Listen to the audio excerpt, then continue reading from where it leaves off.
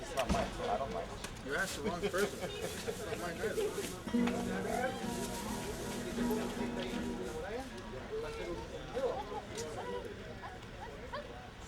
What are you going to do with the lamp? How are you going to put the lamp in?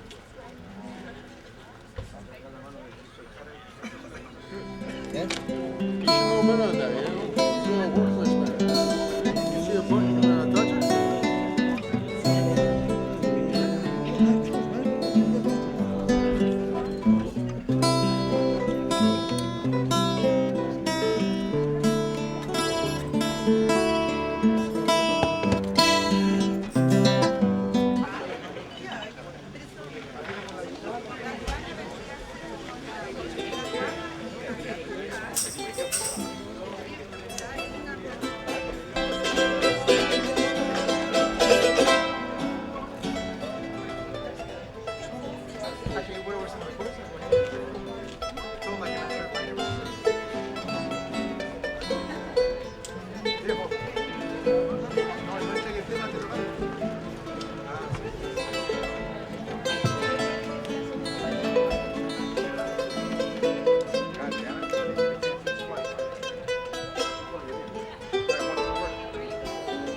¿Quién quiere piso? El problema es que el tipo...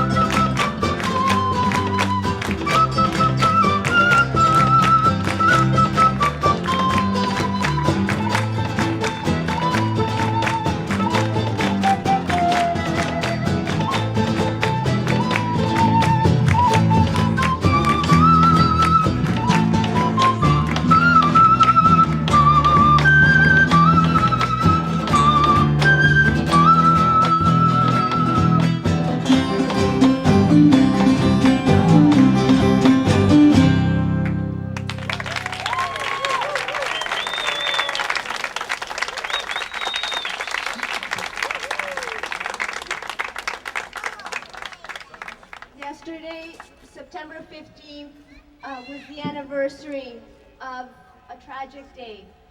For anybody who is an artist, loves art, or is a lover of justice and freedom, yesterday was the anniversary of the death of Víctor Jara in detention, being tortured after the military coup in Chile, September 1973. Today we're here as a gathering of friends, not to mourn so much his death, but as to celebrate his living legacy. And it really is amazing because this is a gathering of friends. We have come together thanks to the work of the Latin American Canadian art projects and the Salvador Allende Festival to do something lasting and permanent as a Chilean community in exile, and that is to pay fitting tribute to the life, the death, the memory, and the legacy of Víctor Jara. Thank you everyone for coming. This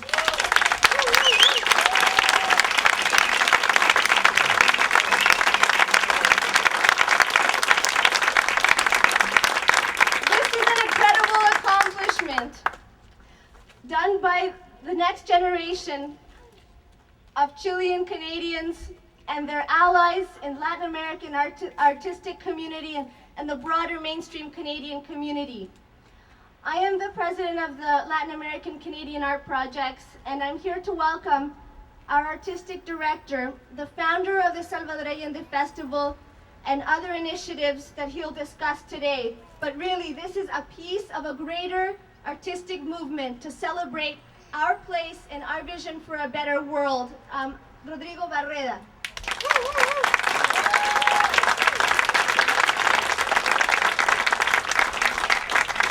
Hello, thank you everyone.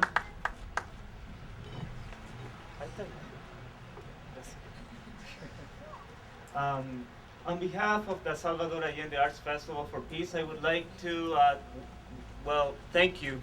Thank you very much for joining us in this initiative. And I would like to also explain a little bit more about this project, which has also received a lot of support from the City of Toronto, obviously the individuals that make up the Chilean Canadian community, and also the Arauco Housing Cooperative, which is close by to this laneway. This is a very important and heartfelt project which we have been planning for almost a year and a half already. But it's not only about the naming of this laneway. Together with the naming, this project includes a proposal of painting this mural, which you can see right here that this is a draft, and the idea is to paint this mural in the springtime of next year, around April, March of next year, and it would fill this wall. So you can come in. You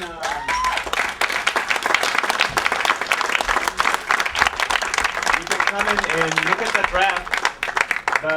The bottom black part is obviously the gray part. You can see where the door goes, and the rest of the wall, the brownish part, is the mural. And I would also like to thank and invite Councilor Joe Mihevich, which has supported this project since the beginning. Thank you.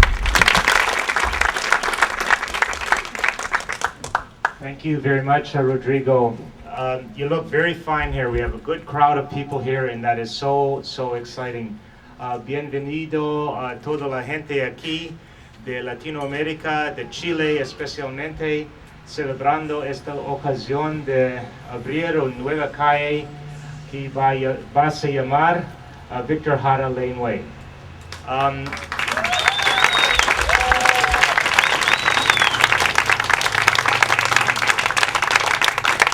First, on a personal note, you know, when I look at my own history and I say, okay, why am I in politics? Why am I the kind of politician that I am? I can draw a direct link between what happened in September 1973 and who I am today. My political awakening, and I think the political awakening of many people who have longer histories here in Canada, happened because of what happened in Chile in that year. And it was, of course, a terrible tragedy. And, you know, life is funny. Sometimes in terrible tragedies, what happens is people become awakened to other things. And certainly in my case, I think what it taught me was the world can be a cruel place, and that each and every one of us has to take responsibility for the neighborhood we live in, for the city we live in, for the country we live in, to make it a place where everyone has an opportunity. So out of tragedy, some things good have come. And I know others will talk about Víctor Jara and the contribution that Víctor Jara made to the Chilean community, to the arts community, to poetry, to music, globally. But I think it would be more befitting for me to speak to the contribution that the Chilean community has made here in Toronto, and to really see the naming of this laneway really as a celebration of the contribution that the Latin American community broadly, but very specifically the Chilean community, has made to Toronto and to Canada. Now, you know, I've said, I've noted a few times in the past how, you know, just by way of comparison, the Vietnam War was a terrible war. But you know, the immigrants and refugees that Canada got from the Vietnam War from the United States were some of the best folks we can imagine. We got the best. And you know, after 1973, in Chile, from certainly my perspective, we got some of the best Chileans. They had to leave their country, a terrible tragedy. But we were the recipients of some of the best Chileans that Chile had. They came to Canada. And when I look around, and I've been an activist, an advocate, a city councilor for at least 30 years now, about 30 years, every movement that I have been part of, whether it's the peace movement, whether it's a movement for education, whether it's a movement for housing, whether it's a movement for a particular union, regardless of the movement, daycare, there is always a group from Chile present in that movement. You learned those skills, I think, back in Chile. You brought them over here. You understand grassroots politics. And certainly when I've traveled through Latin America and I've been to Chile, I know the way you organize. It is by social solidarity, by getting together, by working at a grassroots level. You do that with such expertise and with such wisdom and with such passion. And of course, in my very strong opinion, I think Alejandra Bravo is the epitome of that passion, that commitment, that social solidarity. And yes, we're going to get her elected, but that's a little sidebar.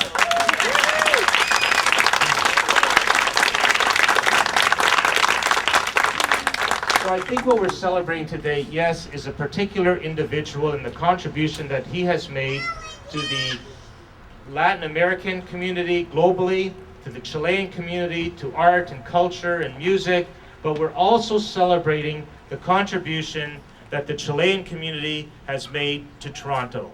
The contribution that you have made to the movements for social justice, for inclusion, for harmony in our neighborhoods and in our community. So it's also a symbol of us, of you, coming of age.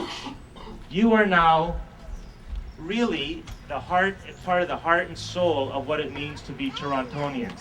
So yes, it's a community in exile, and believe me, my parents are from the former Slovenia, and they were refugees after World War II, and I understand the issue of having one foot in one world and one foot in the other world and not really knowing where your world is and so on and so forth.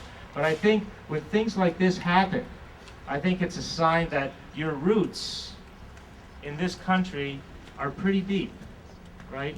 We have to learn how to celebrate more the roots that the new immigrant communities are bringing to our community here in Toronto.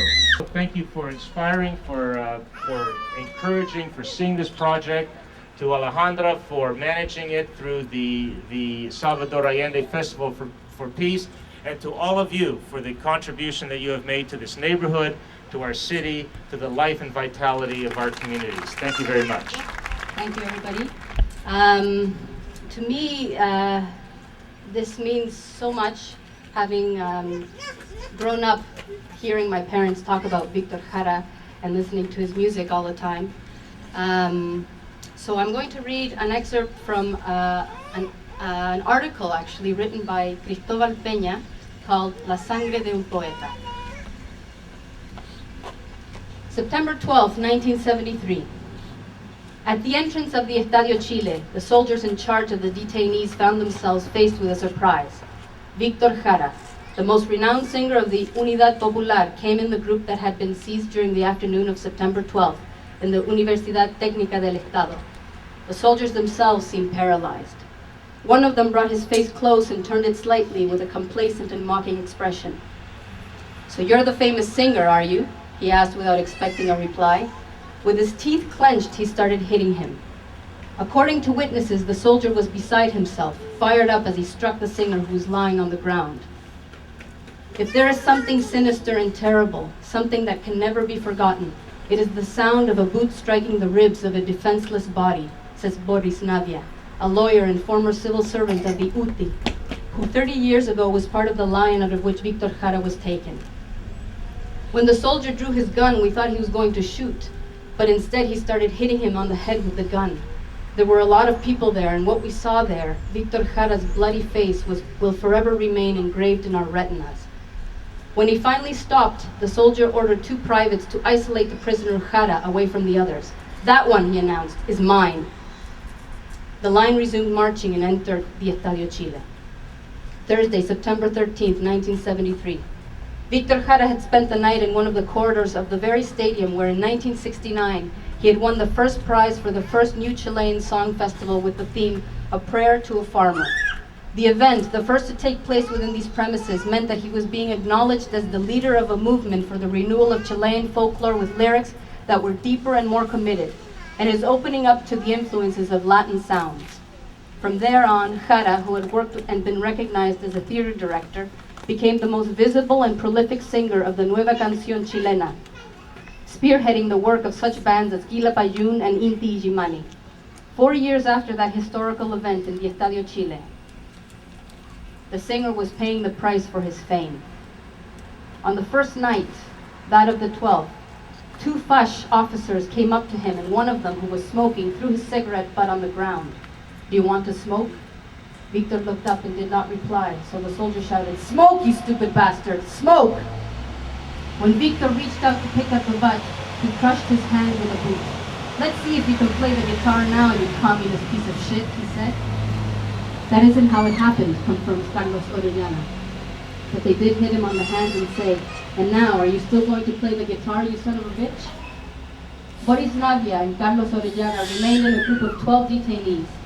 Because of the incessant arrival of new tenants, the soldiers did not pay attention to Víctor Jara for a few hours. He seized that opportunity to drag himself up to the closest group. "The first thing we did was to give him water and clean his bloody face," relates Navia. "After that, we tried to disguise him so that he would blend in with the rest. He had a red peasant shirt on, the kind he always wore. A carpenter from the UTE took off his blue jacket so that he could put it on, and we tried to cut his hair off with a nail clipper that someone had kept. We managed to take off a few curls, reducing the mass of curly hair. One of the prisoners in the group had brought in a jar of jam that he shared with his companions. Another saw a soldier he knew and asked him for any kind of food. He came back after a while with a raw egg. No one questioned the fact that this ration was going to be for the singer. Holes were made at the top and the bottom with a match, and he began slowly sucking it. He said, "This is how I learned to eat eggs in my native Lonquén." As long as he was thought to be one of us, we hoped we would be able to save him. That night, Víctor Lidio Jara Martínez, aged 40, slept with a group of 12, hidden behind the notice boards, just another prisoner. Friday, September 14th. On that Friday night, says Boris Navia, Víctor talked with us. He told us about his companion, spoke of his daughters, of Presidente Allende, of the university. We asked him what he was going to do with his life, and he said, "I don't know what I'm going to do. Maybe I'll go back to the country." He was lucid and he was smiling. In spite of it all, Víctor was a man who died smiling. Saturday, September 15th, 1973. On Saturday morning, there was a chance to communicate with the outside. Several wrote messages to the relatives in a notebook. When the sheets of paper arrived in Víctor Jara's hands, he started scribbling a poem entitled Estadio Chile that unfolded like the testimony of an abomination. Somos 5.000 en esta pequeña parte de la ciudad. Somos 5.000. ¿Cuántos seremos en total en las ciudades y en todo el país? Solo aquí 10.000 manos siembran y hacen andar las fábricas. ¿Cuánta humanidad con hambre, frío, pánico, dolor, presión moral, terror y locura? 6 de los nuestros se perdieron en el espacio de las estrellas. Un muerto, un golpeado como jamás creí que se podría golpear a un ser humano.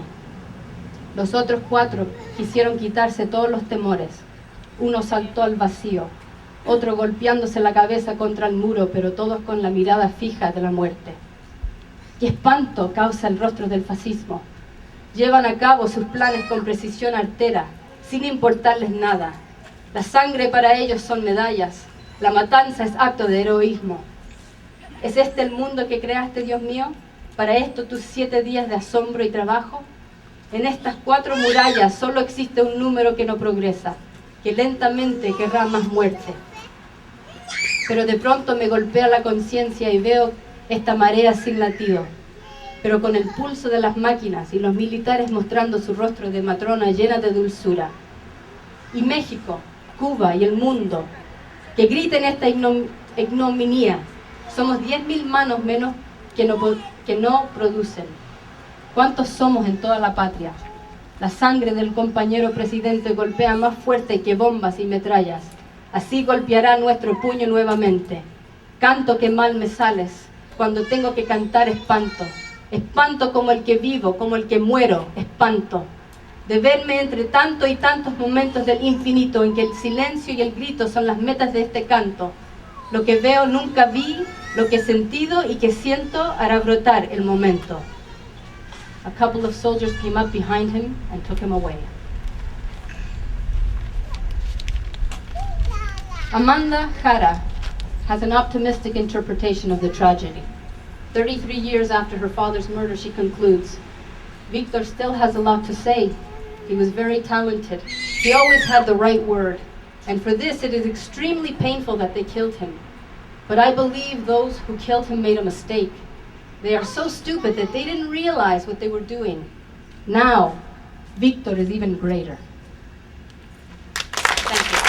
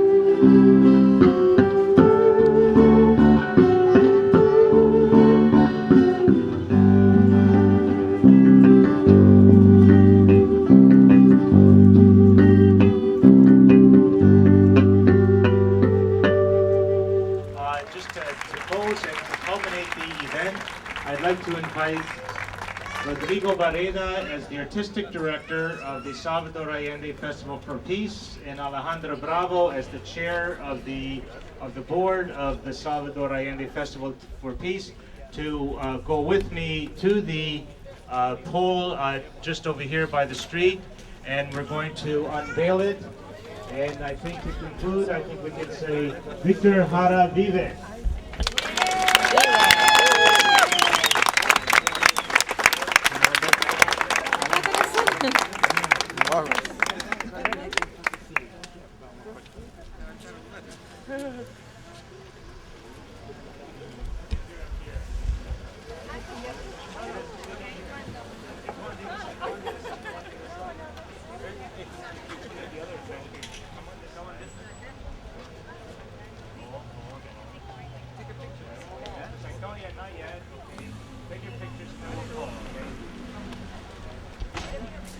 we pull it, we want to say all together, Víctor Jara vive.